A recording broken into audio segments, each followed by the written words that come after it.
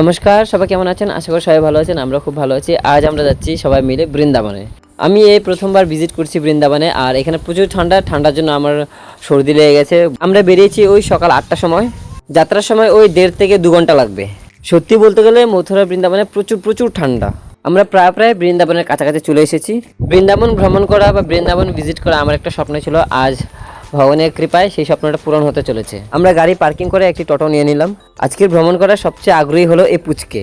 রাধারানীর জয়ধ্বনি দিয়ে আমরা সবাই মিলে চললাম এবার বৃন্দাবন দর্শন করতে। যেহেতু মথুরা, বৃন্দাবন, নন্দগাঁও, গোকুল এইসব জায়গা অনেক বড় এরিয়া, তো আমাদের কিছুটা সময় লাগবে সম্পূর্ণভাবে দর্শন করতে। আমাদের আজকে প্রথম দর্শন হলো বাঁকে বিহারী।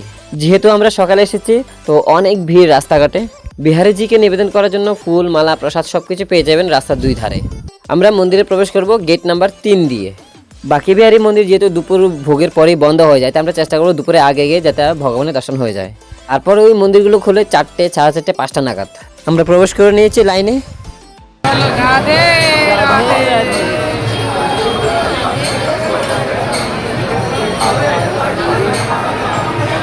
ওই যে দূরে দেখতে পাচ্ছ মন্দিরের গেট, তার মানে আমরা খুব কাছাকাছি চলে এসেছি। এবার একটি দোকান থেকে আমরা ভগবানকে নিবেদন করার জন্য মিষ্টি, ফুল, মালা সব নিয়ে নিয়েছি। এবার আমরা ভগবানের অশেষ কৃপায় আমরা এবার মন্দিরে প্রবেশ করেছি। যারা বাঁকে বিহারী দর্শন করতে পারেনি বা পারো না, তারা আমার মাধ্যমে বাঁকে বিহারীকে দর্শন করে নাও। লোকের ঠেলা ধাক্কা খেয়ে অনেক ভিড় সহ্য করে ভগবানের কৃপায় আজ মন্দির চত্বরে প্রবেশ করলাম।